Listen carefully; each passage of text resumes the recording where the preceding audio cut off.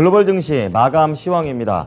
자, 이번 주 미국 증시에서는 소비자 물가 지수라는 중요한 경제 지표를 앞둔 가운데 등락을 하고 있습니다. 간밤에는 조금 부진한 모습을 보여줬었는데요. 종가를 보시면은요, 이날 다우 지수와 S&P 500 지수 0.1, 0.4% 그리 많이 밀리지는 않았습니다. 하지만 지금 앞서 오프닝 때도 말씀을 드렸다시피 마이크론 테크놀로지 쪽에서 안 좋은 내용이 나오면서 이날 나스닥 지수만 1.1% 상대적으로 더 많이 밀리면서 거래를 마쳤습니다.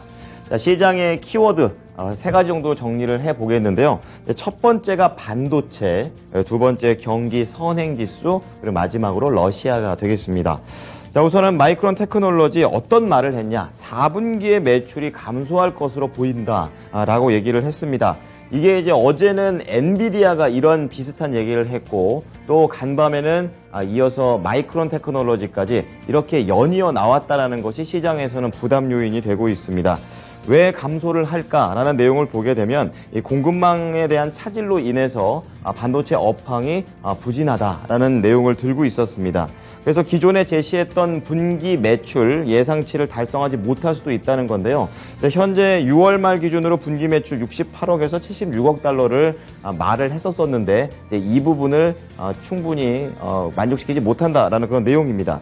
자, 이로 인해서 이날 반도체 관련된 종목들도 하락을 대부분 다 했고요. 또 반도체 관련 ETF 역시 이날 동반 하락했습니다.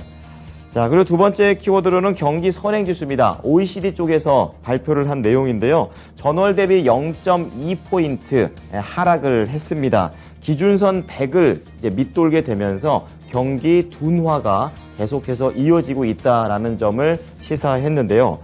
나라별로 좀 분석을 했는데 크게 맥락만 보게 되면은 중국을 제외하고 나머지 국가들은 계속해서 경기가 부진하다라는 쪽으로 발표가 나왔습니다.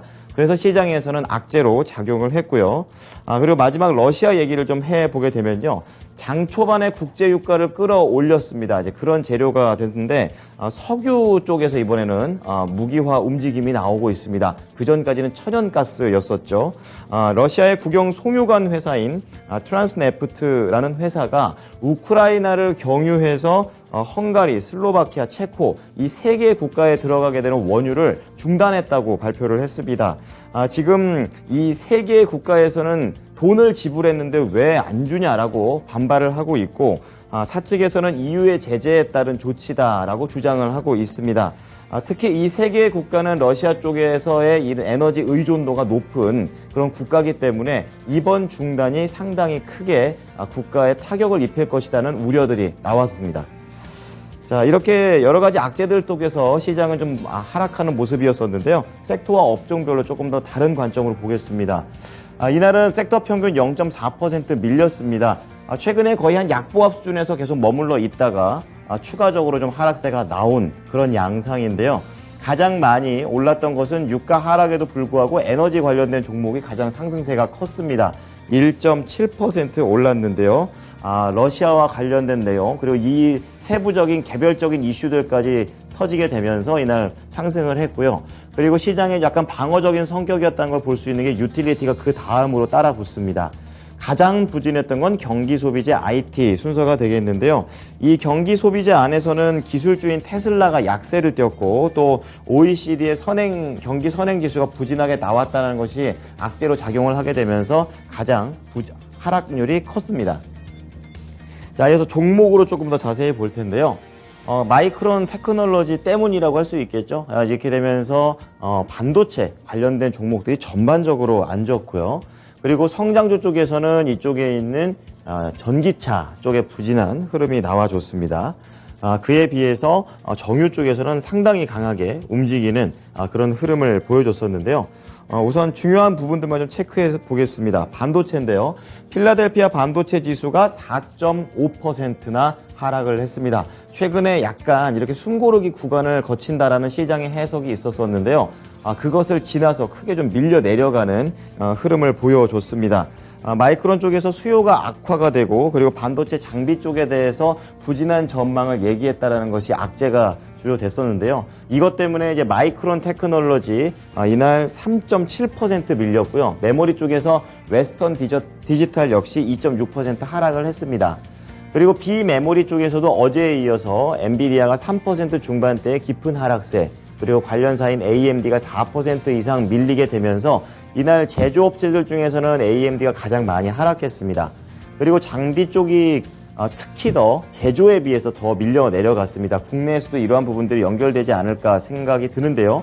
어플라이어드 머티리얼즈가 7.5%, 램 리서치도 7% 중반의 깊은 하락세를 보이게 되면서 시장의 투자 심리를 짓눌렀습니다. 자, 성장주 쪽에서는 전기차로 넘어가 볼 텐데요. 바로 테슬라가 되겠습니다. 2.4%. 이날은 포드, GM 모두 다 밀려 내려가는 그런 흐름을 보여줬었는데요. 우선 테슬라 쪽에서는 7월 중국 판매량이 많이 안 좋았습니다. 이제 그러한 것이 첫 번째 악재가 되겠고, 그리고 미국에서 인플레이션 감축법과 관련해서 전기차 관련된 회사들이 수혜를 입을 거다라는 게 어제 내용이었었는데, 간밤에 이제 테슬라는 그러한 조건을 충분히 채우기가 힘들다라는 그런 내용이 나오면서 수혜를 덜 받을 수 있다라는 분석으로 추가적인 악재로 바뀌었습니다. 이러면서 테슬라 2.4% 하락했고요. 완성차와 전기차를 같이 만드는 포드, GM 모두 다 3%, 2% 밀렸고, 미국의 전기차 스타트업인 루시드 모터스하고 리비안 좀 깊습니다. 6.7%, 3% 이렇게 밀렸습니다. 그리고 중국의 전기차 역시 동반 하락하는 흐름을 보이게 되면서 전기차 전반이 안 좋았습니다. 자, 중간으로 와 보시면은 이날 시장의 하락과는 다르게 조금은 선방을 하고 있는 모습, 바로 헬스케어 쪽에서 나올 수가 있겠는데요. 어제 부진했던 게 제조사들이었습니다. 이 제약사들이 약했었는데 기술적인 반등이 들어오면서 머크가 1.1%, 브리스톨 마이어스 1.5%로 가장 긍정적인 흐름을 보여줬고요. 이 헬스케어 내에서도 약간은 분위기가 엇갈립니다. 제약사가 좋았다면 신약을 만드는 회사들은 전체적으로 거의 안 좋았다고 볼 수가 있겠습니다. 우리나라하고도 연관성이 있는 노바백스, 바로 이 회사가 오늘 간밤에 30% 가깝게 급락했는데요. 실적도 안 좋았고, 그리고 전망도 안 좋았습니다. 이제 그렇게 되면서 mRNA, 모더나도 동반해서 같이 밀리게 되면서 코로나 관련된 종목들이 이날 시장에서 유독 약한 모습을 보였습니다. 자, 오른쪽으로 보시면 정유 관련된 기업들입니다. 큰 기업들, 작은 기업들 다 올라갔었고요. 이제 그 가운데 옥시덴탈 페트롤륨은 이 버크셔 해서웨이 측에서 지분을 추가적으로 늘린다라는 호재까지 겹치게 되면서 이날 3.9%로 가장 강한 상승세를 보여줬고요. 마지막으로 이날 실적 시즌에서 실적이 부진하게 나왔던 종목들 좀 언급만 해드리자면, 크루즈 쪽에서는 노르웨이지안 크루즈 라인이 다음 분기도 손실일 거다, 이런 내용에 따라서 하락을 했고요. 메타버스 쪽에서는 로블록스가 3% 이상 밀렸는데요. 이 활성 사용자 수가 시장의 예상치보다 낮게 나오게 되면서 이날 부진했습니다. 자, 특징적으로 마이크론 테크놀로지 좀 더 자세히 보겠습니다. 개인용 PC 그리고 게임 산업 이쪽이 위축이 됐습니다. 어제 이제 엔비디아에서 나왔던 그 내용과 똑같죠.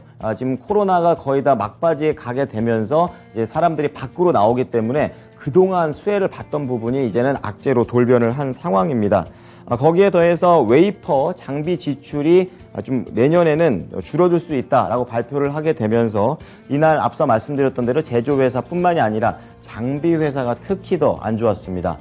마이크론 테크놀로지 3.9% 밀리면서 $60 하회하면서 거래를 마쳤습니다. 자, 두 번째는 럭셔리 의류회사 랄프로렌이 되겠습니다. 실적 잘 나왔지만 전망이 부진하니까 역시 하락을 면치 못하는 그런 모습입니다. 3.6% 하락을 한 흐름인데요.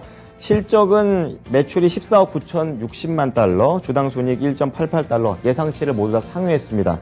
하지만 전망을 보게 되면은 인플레이션 때문에 소비자의 지갑이 닫히고 결국에 올해 수요가 약해질 것으로 보인다라는 것을 발표를 하게 되면서 하락했습니다. 자, 이날 랄프로렌 97달러 선 중반에서 거래를 마쳤습니다. 자, 다음은 유럽 증시 체크해 보겠습니다. 자, 유럽 증시는 방향성이 거의 없는 그런 상황이었습니다. 혼조 흐름을 보여줬었는데요. 유럽의 투자자들은 이날 개별적인 유럽 내의 내용보다는 이제 러시아 쪽에 대한 불안감이 다시 한번 자극이 됐고요. 또 우리 미국에서 소비자 물가 지수가 어떻게 나올지 이게 가장 관심사였습니다. 이제 그런 가운데 국가별로 엇갈렸는데요. 가장 부진했던 게 독일입니다. 1.1% 하락을 했고요. 영국이 0.08%, 그나마 장 막판의 상승으로 전환을 하게 되면서 이날 시장의 방향성은 크게 나오지 않았습니다. 자, 마지막으로 상품 시장 보겠습니다. 유가가 하락을 했습니다. 이제 $90 근처에서 요즘 최근에 왔다 갔다 하고 있는데요. 장 초반에 러시아에서 원유를 중단한다, 공급을 중단한다는 내용 때문에 올라갔지만 미국에 있는 지표를 보고서 하락으로 전환을 했습니다. 미국에서 이 가솔린의 평균 가격이 3월 이후에 갤런당 $4 이하로 좀 의미 있게 하락을 하게 된 점이 작용을 하게 되면서 WTI 하락했고요. 그리고 OECD 쪽에서 경기 지표가 좀 둔화가 나오다 보니까 구리 가격은 약세를 보여줬습니다.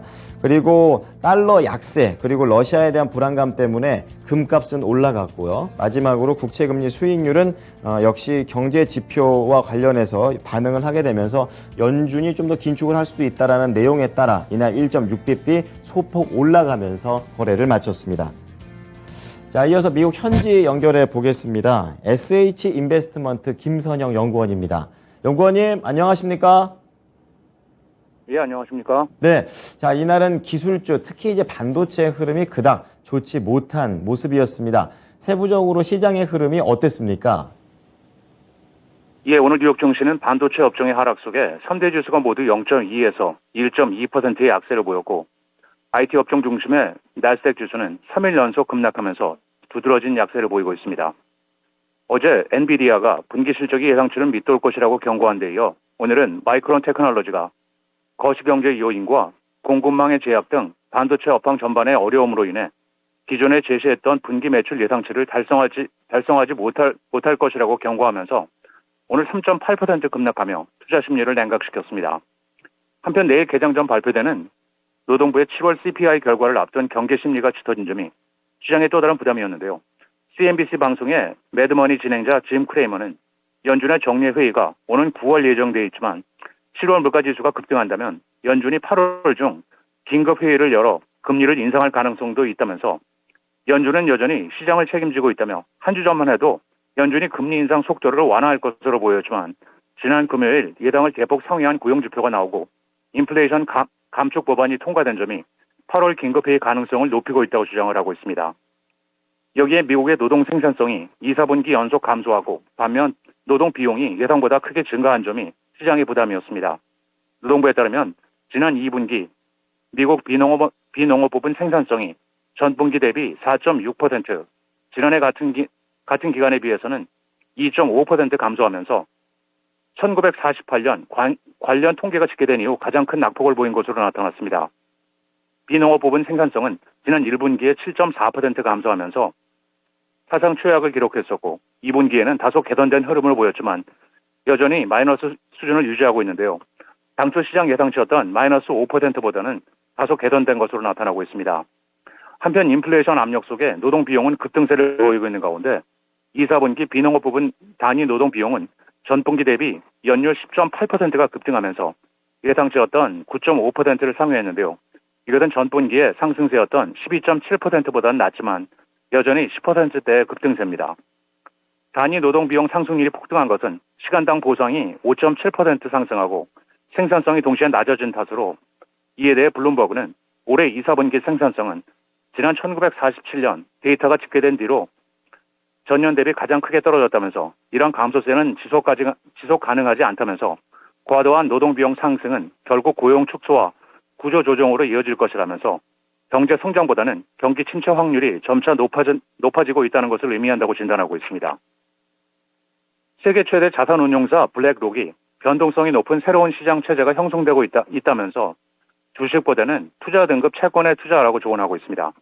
블랙록은 최근 국채금리와 투자 등급 채권 간의 스프레드가 다소 좁혀졌지만 이것은 투자자들이 최근 주식으로 눈을 돌렸기 때문이라며 투자 등급 채권에 대해서 상당한 경제 성장 둔화를 견뎌낼 수 있을 뿐만 아니라 연초보다 수익률도 훨씬 매력적이라면서 밸류에이션도 개선되며 디폴트 완축 능력도 개선됐다고 진단하고 있습니다.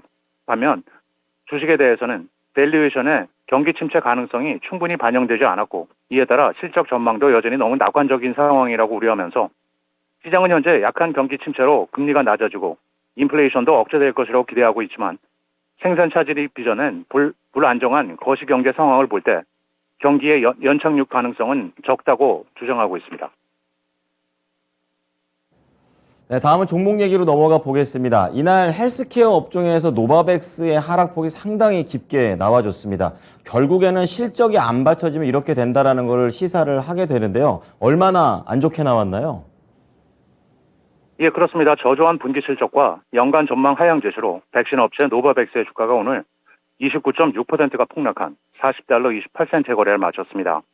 노바백스는 코로나19 백신 판매 부진으로 2분기 매출이 전년 대비 38%가 급감한 1억 8,593만 달러를 기록해 예상치였던 10억 2천만 달러를 큰 폭으로 하회했고 주당 순손실은 $6 53센트로 시장 예상치였던 $5 18센트와 작년 동기에 $4 75센트보다 적자폭이 크게 늘었습니다. 회사 측은 또한 올해 매출 가이던스를 연초에 제시했던 수준보다 약 50%가 낮췄고 여기에는 판매 금액과 로열티 그리고 단계별 기술료인 마일스톤 페이먼트 등이 포함된 추정 금액인데요. 회사 측은 미국 시장 진입에 늦었고 사람들은 여전히 파이저와 모더나 주사로 예방접종을 받고 있다면서 국제 백신 이니셔티브인 코백스로부터 새로운 수익을 얻지 못할 것으로 예상한다고 말하고 있습니다. 마지막으로 내일은 연방노동부의 7월 소비자 물가지수 CPI가 발표되며 시장 예상은 전달 대비 0.2% 상승이며 이어 상무부의 6월 도매 재고, 모기지은행협회의 주간 모기지 신청 건수, 에너지청의 주간 원유 재고량이 발표되고 다우지수의 구성 종목인 월트 디즈니를 시작으로 사이버 아크 소프트웨어, 폭스 코퍼레이션, 잭인더박스, 웬디스, 울버린 월드와이드, 한국의 쿠팡, 메뉴라이프 파이낸셜, 혼다모터, 범블잉크, 펜엠실버, 그리고 외식업체인 레드로빈이 지난 2분기 실적을 발표하게 됩니다. 지금까지 SH인베스트먼트 김선영 연구원이었습니다. 연구원님, 오늘도 잘 들었습니다. 네, 감사합니다.